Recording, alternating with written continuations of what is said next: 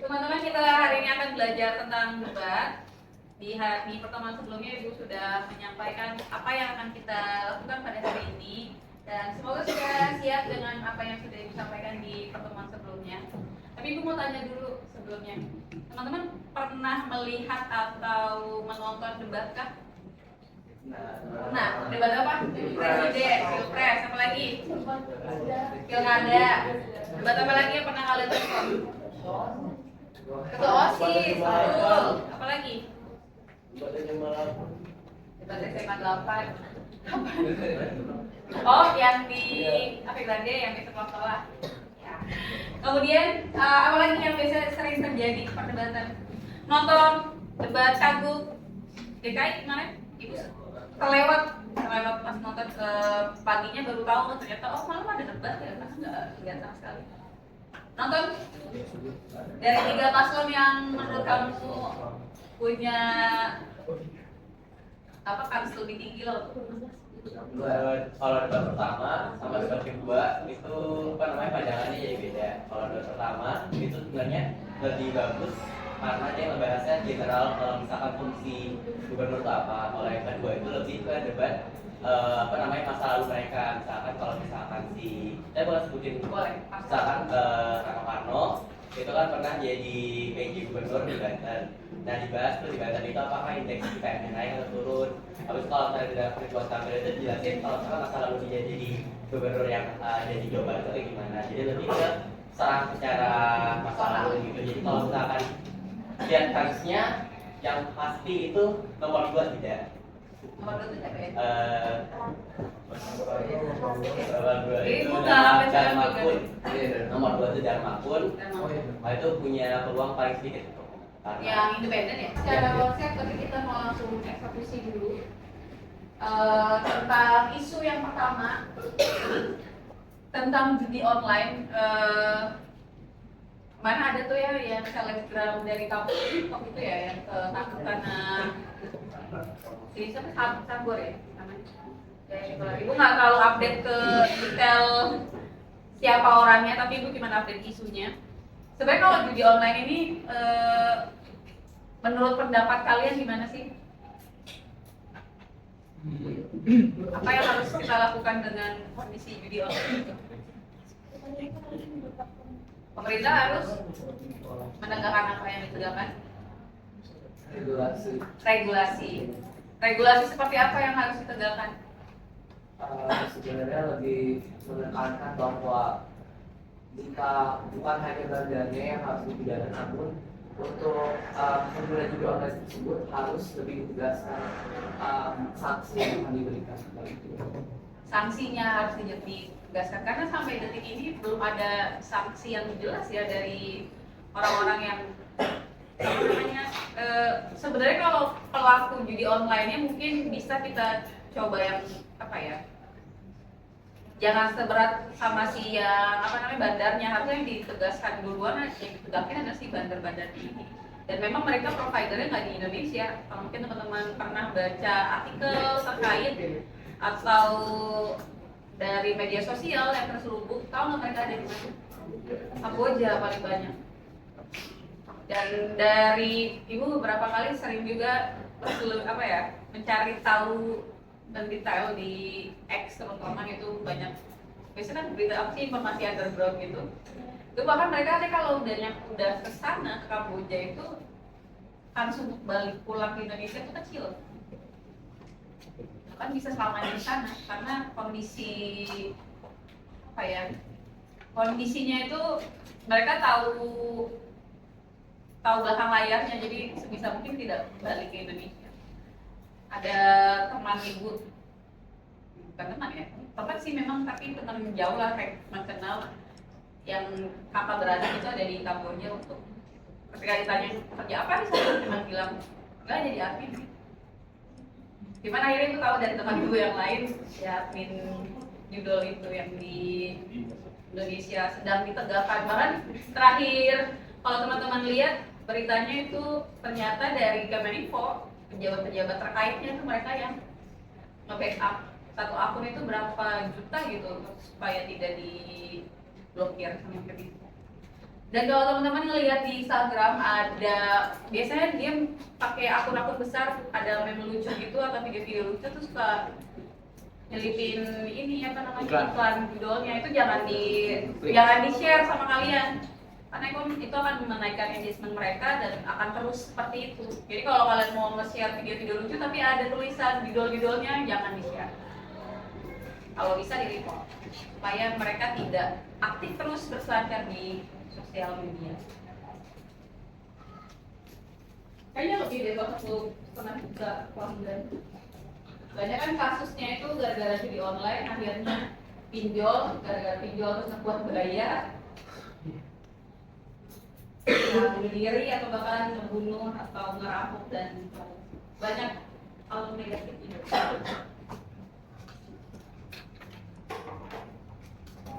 Ada yang minta mau merespon atau mengomentari?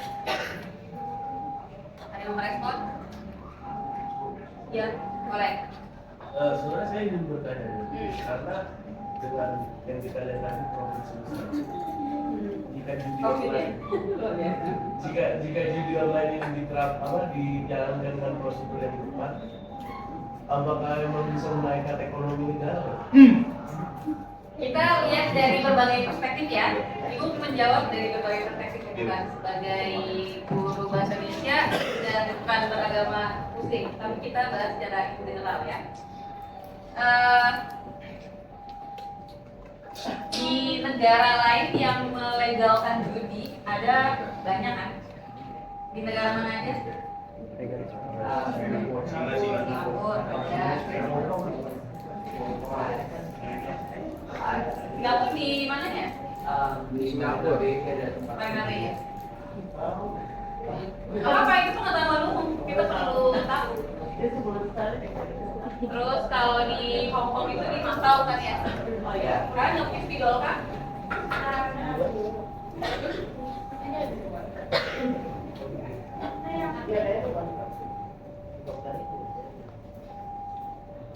Di Hong Kong ada, di Macau. Sebenarnya kalau kalian telusuri sejarah DKI Jakarta, kita pernah melegalkan judi. Hari tahu di era gubernur siapa? Kita masukkan tadi ya, Indonesia pernah. Kita pernah melegalkan judi di Indonesia, terutama di DKI Jakarta pada era Gubernur Ali Sadikin. Kenapa pada saat itu dilegalkan judi? Ada tahu jawabannya? Iya. Karena pada saat itu perekonomian Jakarta itu lagi kosong kasnya, kita butuh uang untuk membangun Jakarta. Dan salah satu ide liar yang dilakukan Pak Sadikin adalah dengan melegalkan prostitusi, kemudian melegalkan perjudian dan hal-hal lainnya itu yang memikat. Kalau kalian tahu juga, pemerintah DKI Jakarta itu punya produk bir. Kalian tahu produk bir milik Pemprov DKI? Bintang. Karena kalau kalian ngerti, kalau kalian tahu atau karena ini wawasannya umum? Umum ya? Pakai? Asal. Jawaban pertama biasanya jujur tuh. Jawaban pertama jujur. Temennya aja lagi speechless tuh. Karena pakai. Ini wawasan umum ya. Kita kembali lagi itu membahas bukan berdasarkan latar belakang agama dan ibu sebagai guru bahasa Indonesia, tapi kita bahas ini secara umum, secara in general. Karena memang di Indonesia sendiri, di Jakarta terutama, kita pernah melegalkan hal tersebut karena kas kita kosong pada saat itu. Mau bilang kas sama kosong jadi kos. Tipunya di otak. Karena kas kita kosong, maka Gubernur Ali Sadikin itu membuat regulasi yang gila menurut ibu untuk melegalkan hal tersebut. Apakah menurut kalian itu aman-aman aja, lancar-lancar aja? Enggak, sempat ribut juga pada era itu, sempat konflik karena pasti ada orang-orang dari konservatif gitu, yang agama-agama konservatif pasti akan menentang karena secara dari hukum agama dari agama manapun kayaknya ya, Kristen, Islam, Katolik, Hindu, Buddha semua kayaknya nggak melegalkan tentang judi kan, apalagi dengan berbagai dampak negatifnya itu. Tapi kalau kita lihat dari kacamata ekonomi, betul kan namanya siapa?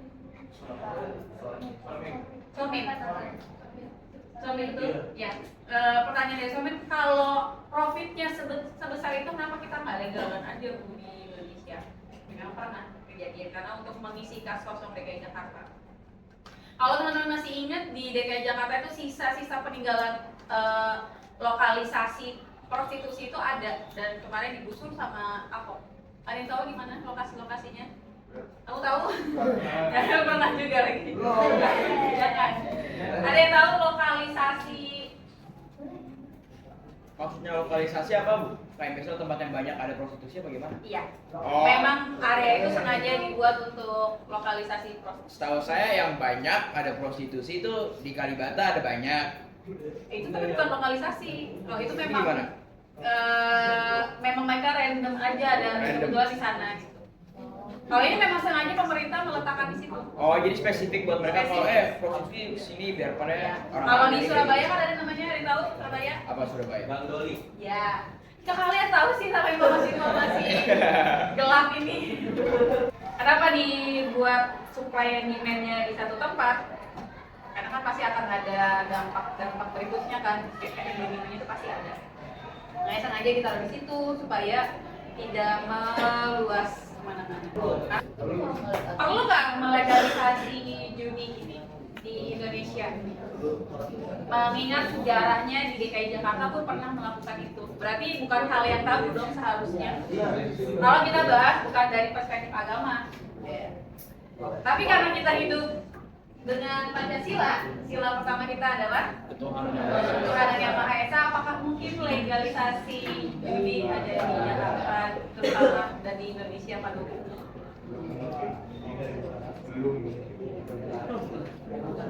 Kita punya Pancasila dan itu jelas jadi acuan kita. Sila pertama adalah Ketuhanan Yang Maha Esa.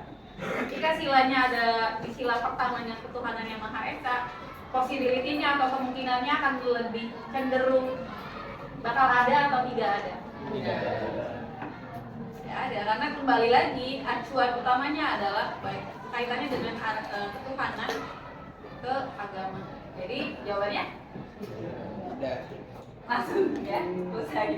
Jadi itu nggak perlu lagi bahas dari sisi ekonomi, dari sisi sosiologi, dari sisi lain sebagainya. Kita kembali ke acuan negara kita di bagian Pancasila yang jadi dasar hukum, segala hukum yang ada di Indonesia. Jawabkah? Oke, bismillahirrahmanirrahim. Assalamualaikum warahmatullahi wabarakatuh. Waalaikumsalam warahmatullahi wabarakatuh. Selamat pagi teman-teman. Hari ini kita akan simulasi pretest karena bunyinya masih pretest dan teman-teman belum pernah diajarkan sebelumnya debat itu seperti apa, bagaimana baiknya berdebat dan lain sebagainya. Jadi natural saja, lakukan sesuai dengan kemampuan yang kalian miliki, jangan tertekan dengan kondisi dan situasi yang mungkin memang menegangkan. Oke, Ibu jelaskan dulu aturan main debat. Hari ini ada dua kelompok, dua tim yang akan maju. Satu orang bertindak sebagai moderator, satu orang bertindak sebagai timekeeper atau penjaga waktu. Urutan caranya adalah dimulai atau dibuka dulu oleh moderator. Moderator menyambut dulu penonton, juri, dan semua yang hadir di ruangan ini. Setelah menyambut, kemudian menyampaikan mosi apa yang kita pelajari hari ini, dibaca secara utuh dan jelas. Mosi perdebatan pada sesi kali ini adalah apa disebutkan. Kemudian setelah mosinya disebutkan, mempersilahkan dulu kelompok tim pro dan tim kontra untuk memperkenalkan masing-masing. Jadi ketika waktu berbicara tidak lagi memperkenalkan dirinya pada saat diperkenalkan oleh moderator. Nah, setelah diperkenalkan oleh moderator, baru kita akan memulai perdebatan. Tapi sebelum mulai dibuka oleh moderator, kita undian dulu pro kontra. 5 misalkan dapatnya pro, nanti duduknya di sebelah kanan, kalau dapat kontra di sebelah kiri. Kemudian kita adakan case building dulu 15 menit untuk mempersiapkan diri, karena teman-teman kan belum tahu tadinya kan pro dan kontranya, saya dapat pro atau dapat kontra. Jadi teman-teman siapkan diri dulu, siapkan mental dulu, argumentasinya apa. 15 menit setelah case building baru kita akan memulai perdebatan. Nah, perdebatannya dimulai oleh pembicara satu dari tim pro. Pembicara satu tim pro menjelaskan apa yang sudut pandang mereka, kenapa mereka pro dengan hal tersebut, kemudian berikan batasan permasalahan yang kita bahas hari ini. Karena kita bahas tentang judi online, berarti hal-hal yang di luar judi online tidak bahas. Misal pinjol, kemudian ojol dan lain sebagainya kita tidak perlu bahas karena tidak berkaitan dengan judi online. Kemudian setelah memberikan batasan masalah, berikan mekanisme atau apa sih yang akan dibahas di dalam tim pro. Kemudian setelah itu baru pembicara satu dari tim kontra menyampaikan definisinya juga, batasan masalah dan sebagainya. Setelah pembicara satu dari tim kontra, selanjutnya adalah pembicara dua dari tim pro. Nah, pembicara dua tim pro dan tim kontra itu waktu berbicaranya jauh lebih banyak dari pembicara satu. Pembicara satu hanya 2 menit. Kelihatan ya, pembicara satu itu hanya 2 menit. Pembicara 2 dan pembicara 3 waktunya 3 menit. Kenapa 3 menit? Karena diperbolehkan untuk interupsi. Interupsi itu apa? Interupsi itu ketika teman-teman mendengar argumentasi lawan debat tidak sesuai, tidak relevan, menyimpang, tidak logis, tidak bertanggung jawab argumentasinya, maka teman-teman boleh membantah atau membidas atau menyangkal argumentasi tersebut. Cara menyampaikan argumen interupsinya, kalian tunjuk tangan dulu interupsi. Kalau si lawan debat mengizinkan, langsung silakan interupsi diterima, boleh berarti langsung interupsi. Tapi kalau lawan debat interupsi ditolak, kalian tidak boleh maksa untuk berbicara. Kemudian hindari penggunaan izin interupsi, nggak ada kata izin. To the point, semuanya langsung ke titik pembahasan. Interupsi, saudara foto interupsi. Jadi jangan menggunakan izin bertanya, izin menjawab, nggak ada istilah izin-izin di dalam debat. Kalau kalian pakai izin-izin dalam debat, nilai kalian 0. Ya, Ibu tegaskan sekali lagi nilai kalian 0. Bukan berarti Ibu mengajarkan kalian tidak perhatikan, tidak ada kaitannya di debat ini dengan izin. Ya, to the point aja. Ketika kalian ngomong interupsi, apa yang argumentasinya langsung sampaikan. Kemudian ketika kalian mau menjawab interupsi juga jangan izin menjawab, nggak ada, kita nggak lagi presentasi. Jelaskan aja langsung apa argumentasi kalian dan mengapa menurut kalian argumentasi kalian itu perlu dipertanggungjawabkan, perlu dipertahankan sampai titik darah penghabisan. Ya. Kemudian kalau kalian ngerasa apa yang diinterupsikan oleh lawan tidak relevan, saya tidak akan menjawab interupsi saudara karena tidak berkaitan dengan apa yang kita bahas pada kali ini. Izinkan saya melanjutkan pembahasan saya, atau saya akan melanjutkan apa yang saya sampaikan. Jadi nggak perlu, misal kalian merasa interupsinya aneh, nggak usah ditanggapi, ya boleh juga. Ya, langsung interupsi Anda tidak logis, saya akan melanjutkan argumentasi yang akan saya sampaikan. Atau kalian mau, sepertinya Anda terburu-buru dengan apa yang ingin saya sampaikan, saya akan melanjutkan argumentasi saya. Jadi kalau kalian ngerasa argumentasi interupsinya aneh atau kalian merasa nggak bisa jawab, kalian boleh berkelit seperti itu. Ya, boleh, nggak harus kalian izin saya diskusi dulu dengan teman saya, nggak ada. Dalam debat tidak boleh berdiskusi sama sekali. Diskusinya di case building. Jadi kalau kalian merasa tidak mampu atau tidak bisa menjawab apa yang ditanyakan atau diinterupsi oleh kawan, kalian bisa mengelak seperti itu atau kalian lanjutkan saja argumentasinya atau sekalian tolak interupsinya. Ya kan merasa nggak mampu untuk nggak mau bahas, ya udah interupsinya ditolak. Terus kalau Bu, tapi saya gregetan, teman saya nggak bisa, padahal saya bisa jawab. Teman sebelahnya di sebelah kanan atau kirinya atau teman satu kelompok tim itu boleh memberikan jawaban tapi dalam bentuk tulisan. Misalkan kasih coretan gitu, terus dulu temannya baca, itu boleh. Tapi nggak boleh dibisikin, kayak lagi ngomong terus tiba-tiba ngebisikin itu nggak boleh. Etikanya gitu. Jadi kalau kalian gregetan pengen ngasih tahu ke teman kamu yang lagi bicara, kasih aja catatan kecil, suruh dia baca. Ya, ini butuh kerjasama tim sebenarnya. Nanti detail informasinya akan dibuatkan tentang trik-triknya yang lainnya ya. Ini baru sekilas saja. Kemudian pembicara 2 tim pro dan kontra sudah. Kemudian pembicara 3 dari tim pro terlebih dahulu berbicara berkaitan dengan solusi alternatif apa yang kalian tawarkan. Debat itu tidak akan ada gunanya kalau tidak ada solusi atau alternatif yang bisa kalian tawarkan. Kalau nggak ada solusinya, namanya debat kusir, betul. Debat kusir kita hindari karena nggak akan ketemu ujungnya. Jadi harus ada solusinya. Kemudian di pembicara 3 kontra juga memberikan solusi, dan terakhir itu ada namanya pidato penutup. Ada pidato penutup yang durasinya 2 menit.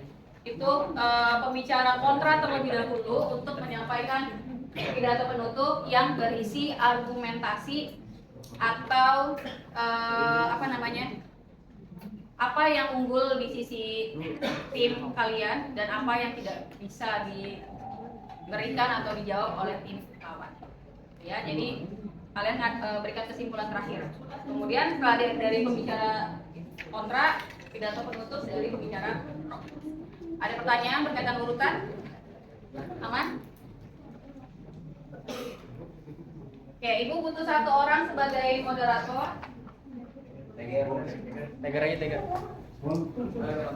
Saya mengerti. Masih ada waktu. Baik, sekarang saya akan memberikan waktu bagi setiap kelompok untuk melakukan case building selama 15 menit. Persilakan.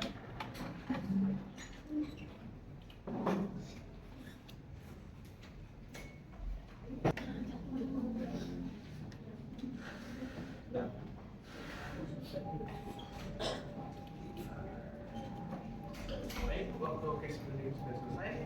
Sekarang saya akan mempersiapkan dari setiap kelompok untuk memperkenalkan diri. Saya persiapkan untuk info untuk menghormati.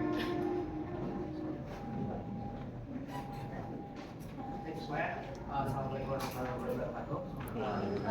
Semuanya, perkenalkan kami dari Info. Saya pembicara 1, pembicara 2 dan Saya pembicara kedua, Muhammad Tanapati dari absen 22. Saya pembicara ketiga, pembicara Anissa dari absen 2. Posisi dulu Ibu berarti pembicara 1 paling tinggi ya, tetap. Sekarang lo tengah, ketiga di.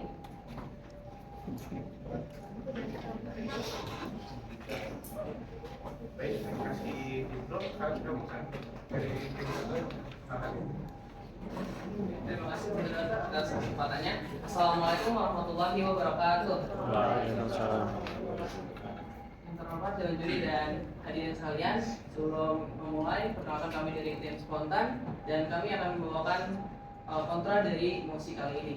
Sebelumnya perkenalkan. baik dulu saya mengenalkan dari absen 20 sebagai pembicara 1. Saya Faisal Wibowo dari absen 13 sebagai pembicara kedua. Saya Yudhira Karsudi dari absen 18 sebagai pembicara ketiga. Baik, terima kasih kepada tim kontra. Sekarang saya mempersilakan kepada pembicara 1 dari tim itu untuk membacakan. Dalam musik kali ini kami percaya bahwa tanggung jawab untuk mengatur melindungi masyarakat dari dampak judi online tidak dapat dipikul oleh pemerintah sendiri. Ada beberapa pihak yang harus ikut bertanggung jawab. Yang pertama itu ada industri berperan penting. Platform judi online memiliki peran penting dalam menciptakan lingkungan yang aman dan bertanggung jawab. Bagi pemain, mereka dapat menerapkan pembatasan pengeluaran alat deteksi, kecanduan, dan akses sumber daya bantuan. Dan yang kedua itu adalah komunitas berperan aktif. Nah, keluarga, sekolah, dan komunitas dapat memberikan edukasi tentang bahaya judi online dan menawarkan dukungan kepada individu yang berjuang dengan kecanduan. Nah, yang ketiga itu adalah tanggung jawab bersama. Semua pihak terlibat dalam industri judi online harus merasa bertanggung jawab atas dampaknya terhadap masyarakat. Terima kasih. Sekarang saya akan mempersilakan kepada tim kontra untuk membacakan. Terima kasih atas kesempatannya. Pada hari ini kami memberikan argumen bahwa peran pemerintah dalam memberantas judi online sangat penting karena beberapa alasan. Pertama, pemerintah memiliki wewenang paling kuat untuk mengatur peraturan yang menyatakan bahwa pelaku judi online dapat dipidana dan disanksi. Kedua, pemerintah memiliki wewenang untuk memblokir situs judi online, seperti yang dilakukan oleh POM-JD, Kementerian Komunikasi dan Digital. Hal ini tentu merupakan tanggung jawab yang besar bagi pemerintah untuk melakukan hal tersebut. Dan masyarakat tidak terlalu bertanggung jawab akan hal ini. Sekian, terima kasih. Baik, terima kasih kepada tim kontra. Sekarang saya akan mempersilakan kepada pembicara 2 dari tim pro untuk membacakan. Terima kasih atas pemberian waktunya.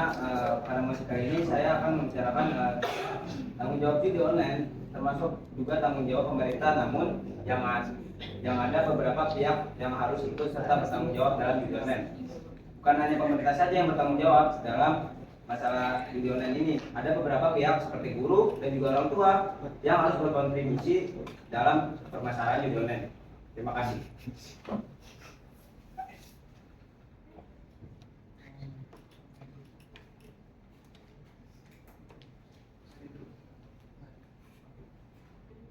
Baik, terima kasih kepada Terus kami akan untuk yang perlu diinformasikan menyampaikan. Baik, terima kasih moderator atas kesempatannya. Pada kali ini atas pendapat dari tim pro sendiri kami merasa kurang setuju. Karena guru dan orang tua itu hanya berperan sebagai penyambung fasilitas antara pengarahan atau pendidikan di sekolah. Nah, dalam hal ini Dewan ini kan mosi sendiri itu membahas tentang pemberantasan judi online.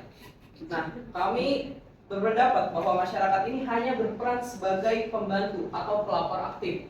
Dalam hal ini, masyarakat ini dapat melaporkan kejadian judi online atau situs-situs judi online terhadap pemerintah melalui situs-situs dan saluran-saluran lainnya yang sudah disediakan oleh pemerintah.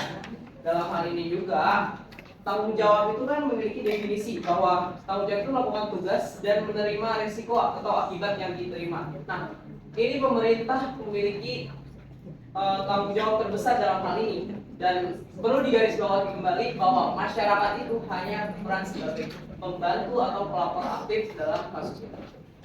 Ya, terima kasih. Apakah ada?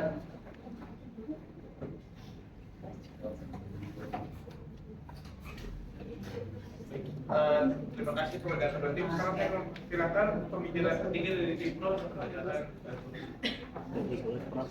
Terima kasih pada moderator yang memberikan pemberantasan judi online ini tidak hanya pemerintah yang menjadi pemeran penting. Karena lingkungan kita seperti masyarakat, keluarga, sekolah, seperti pihak guru itu juga dapat menjadi pemberantasan judi online ini. Karena pencegahan akan lebih efektif jika melibatkan seluruh pihak, bukan hanya pemerintah.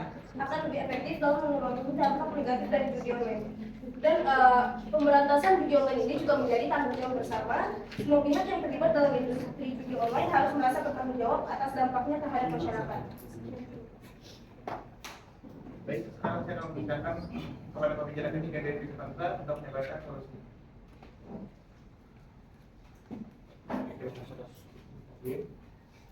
Judi online berdampak luas bagi masyarakat Indonesia. Tetapi pelanggaran hukum yang harus ditegakkan oleh pemerintah, khususnya aparat dan pihak yang berwajib, itu sebagai negara sipil, kami tidak bertanggung jawab atas hal itu.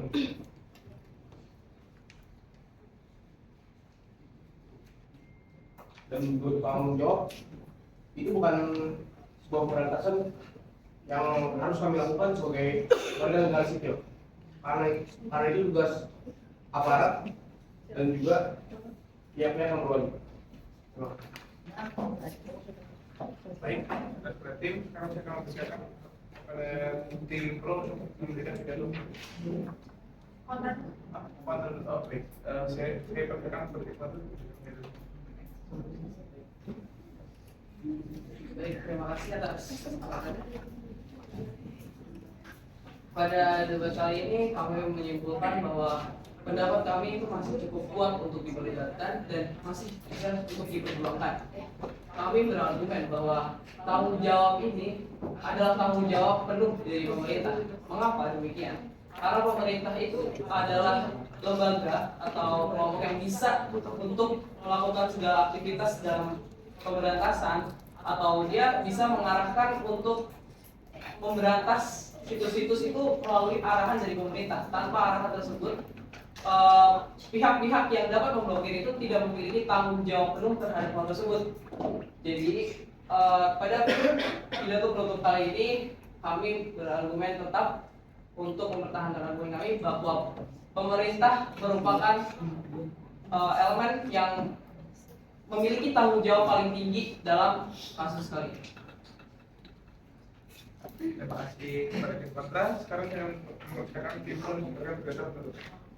Terima kasih atas kesempatannya. Kami setuju bahwa pemerintah menjadi peran penting, namun harus ada peran pendukung dari lingkungan sekitar untuk memberantas judi online ini.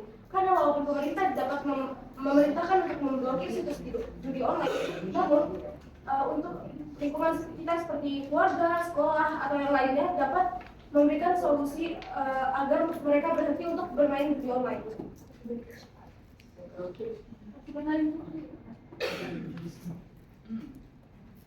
Baik, sekian untuk debat pada kali ini. Terima kasih kepada semua tim yang tidak dapat berdiri.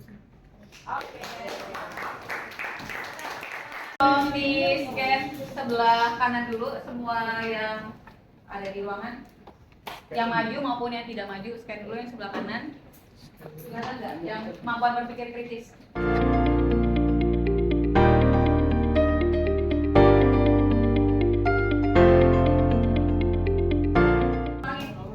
Oke, terima kasih untuk teman-teman yang sudah mau maju ke depan. Untuk pertama, boleh tepuk tangan dulu. Ketua moderator dan timekeeper yang sudah membantu Ibu hari ini, terima kasih banyak. Pertemuan berikutnya kita akan masuk ke materi tentang debat, bagaimana sebenarnya seharusnya debat yang baik. Mungkin evaluasi hari ini Ibu sampaikan nanti di pertemuan hari ini, insya Allah ya, karena Selasa berbenturan sama kelas 10. Oke. Terima kasih untuk teman-teman semua. Wabillahi taufiq wal hidayah. Wassalamualaikum warahmatullahi wabarakatuh. Terima kasih.